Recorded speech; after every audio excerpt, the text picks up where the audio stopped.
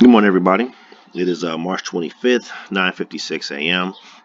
Now, this problem I did not add as a part of section 1.6. You had to complete, so all of you got the worksheet, so you saw the problem, but I didn't add it as a part of the online version. But kind of like it. You might see something like this in terms of a component you may have to add, or make sure you just understand for the final that you're going to have on Thursday and Friday. That'll be talked about tomorrow morning, so don't worry about that as of right now. But I kind of want to just go over this problem here. So it says, given that angle HTA is congruent to angle THA, and they already gave us those angles there. So HTA is signified, let's just switch the color here. HTA is right here. So that's going to be angle HTA. And then over here is congruent to angle THA. That right there is angle THA. Also, that angle TAR is congruent to angle HAE. So then we have over here, I'll switch the color up on this one. So then we have this right here. Also, right here, angle TAR. So angle TAR is congruent to angle HAE.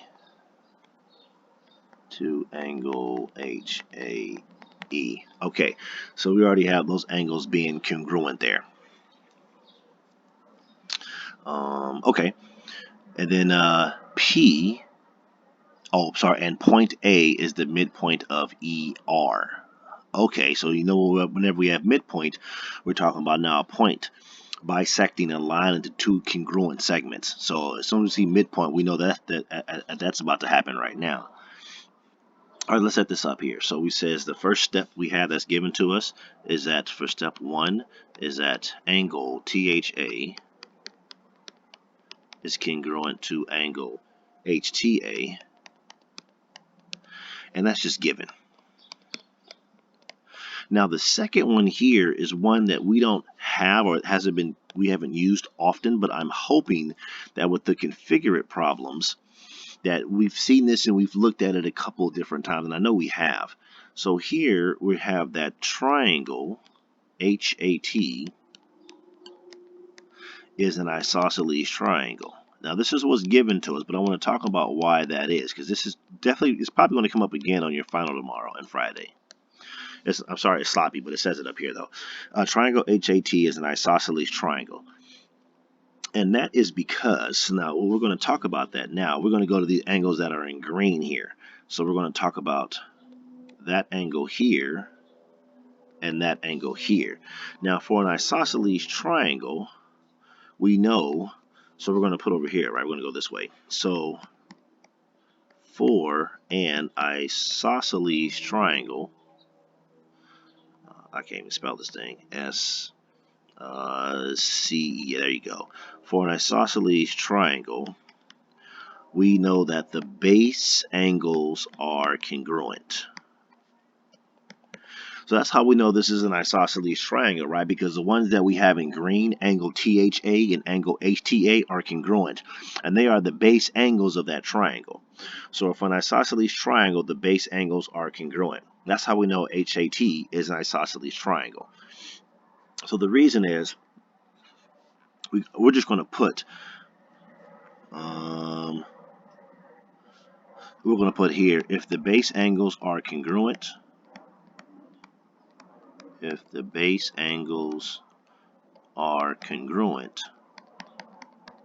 is an isosceles triangle. There probably could be something a little bit more concrete. Sorry about that. That's not as neat as I want it to be. There probably could be a more concrete definition for that, but that to me makes sense. If the base angles are congruent, it is an isosceles triangle.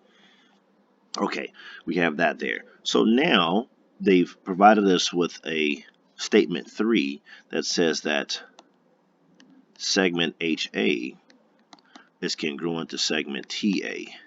Now let's mark that. Segment HA, which is right here, is congruent to segment TA, which is right here. And that pretty much is the definition of an isosceles triangle. So you have the base angles are congruent, it's an isosceles triangle. So we're going to put here, if the base angles are congruent, the opposite sides are congruent in an isosceles triangle. That's way more words than we need, but I'm going to put it anyway. So we have, if the base angles are congruent, then the opposite sides are congruent in an, I'm going to just keep going, isosceles, I can't draw that triangle right, triangle. So if the base angles are congruent, then the opposite sides are congruent in an isosceles triangle. And we're talking about the sides opposite of the base angles. Now, my definition might not have been as clear as that, but since the base angles are congruent, the sides opposite the base angles are congruent. So I'm sorry if I wasn't clear in that, but that's what I mean. So if the base angles are congruent in an isosceles triangle, the sides opposite the base angles are also congruent. So that's how we have segment HA being congruent to segment TA. The next one they give us is that for statement 4, we have A is the midpoint. See, it looks like a triangle. Oh my gosh.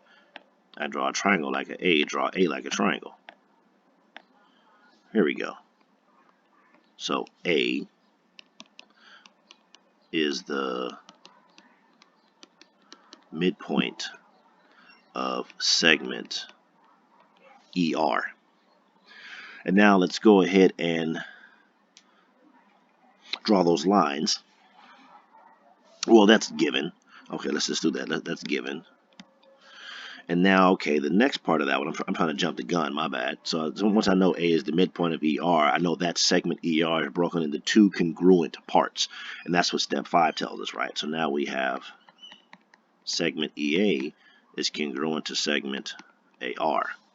So now I'm going to change the color on this one. Let's go ahead and separate that. And let's put two hash marks here, signifying that these two lines are congruent to each other. So EA is congruent to AR. And that one there is just going to be definition of midpoint. So definition of midpoint.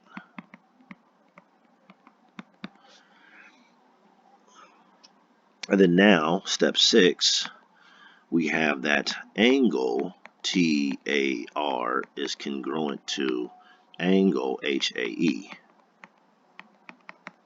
And that was given to us. That was given to us way up here at the beginning. So that's given.